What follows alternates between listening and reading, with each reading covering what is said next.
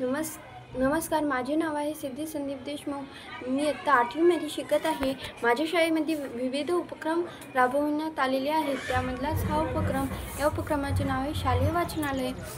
आमच्या वाचनालयामध्ये सुंदर सुंदर पुस्तके आहेत. काही गोष्टींची, कलाकारांची व शास्त्रज्ञांची इतर पुस्तके आहेत. ही पुस्तकामधून आपण काहीही बोध घेऊ शकतो. म्हणजे चांगल्या गोष्टीसुद्धा बोध घेऊ शकतो, ज्याच्यातून ज्यामधून आपण जीवनात कसं जगायचं हे शिकू शकतो. त्यातलंच हे पुस्तक, या पुस्तकाचे नाव आहे चांगला मित्र व इतर गोष्टी. या पुस्तकाची पहिली गोष्ट आहे राम आणि श्याम. रामला त्याच्या स्टॅम्प संग्रहाचा खूप अभिमान होता.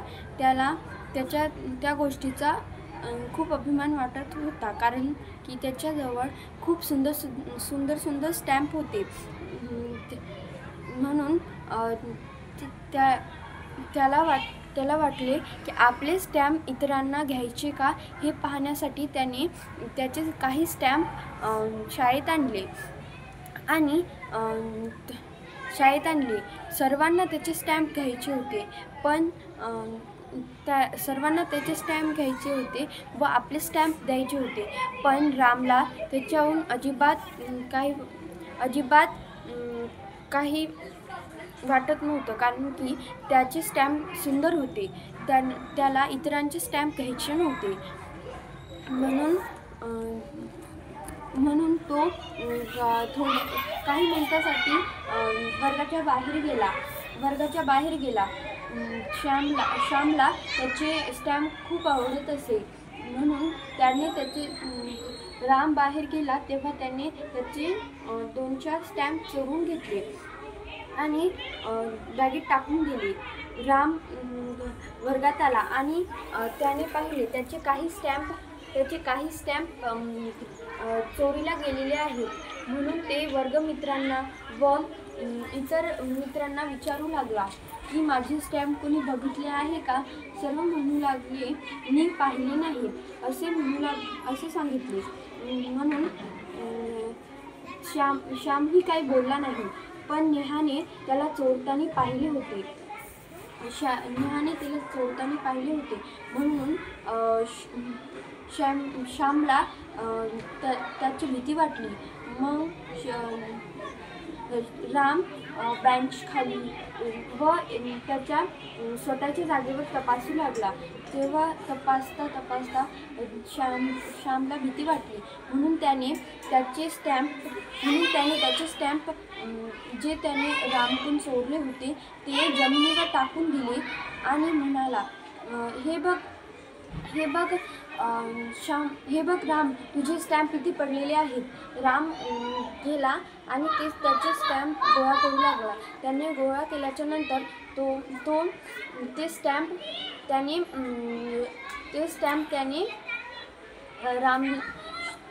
रामने ते स्टॅम्प श्यामला बक्षीस म्हणून दिले.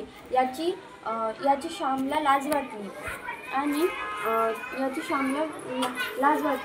म्हणून त्याने असा विचार केला की कधीही खोटे बोलू नये, म्हणजे कधीही चोरू नये असा त्याने विचार केला. मी कधीही चोरणार नाही असा विचार केला. यातला बोध म्हणजे कधीही चोरू नये. यातली दुसरी गोष्ट म्हणजेच घड्याळ.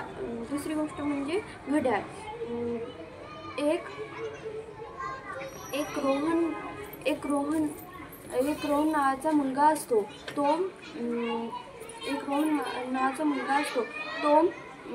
खूप हुशार असतो. त्याच्या टेबलवर एक घड्याळ उभे होते. त्याला हात होते, पण ते घड्याळ नेहमी उदास राहायचं. त्याला वाटायचं का हात असून काय फायदा, जर मी कोणाच्या कामीच पडत नाही तर ते घड्याळ नेहमीच उदास राहायचं. एका संध्याकाळी मांजरीने ते घड्याळ खाली पाडले. त्या घड्याळाचे हात तुटले. ते घड्याळ दुःखी झाली. तिचे हात तुटले. तिला वाटलं आता मला डस्टबिनमध्ये टाकून देतात व मी निरुपयोगी बनते. म्हणून तिने निरुपयोगी बनते. म्हणून तिने ती रडू लागली. रोहनच्या खोलीमध्ये एक परी उडत उडत आली आणि तिला रडण्याचा आवाज आला. म्हणून तिने आजूबाजू पाहिले. रोहन झोपलेला होता. तिने पाहिले घड्याळातून आसू निघत होते. मग परीने तिला घड्याळाला जाऊन विचारले की तुला काय झालंय, तू का रडत आहे? घड्याळाने उत्तर दिले, माझे हात तुटले, आता मी निरुपयोगी होणार. तेव्हा परी म्हणाली, रडू नकोस, मी तुझे हात तुला परत देईन. मग तिने आपली जादू टाकली व तिला ते घड्याळ सुंदर झाले, पहिल्यापेक्षा सुंदर झाले आणि उपयोगी झाले. धन्यवाद.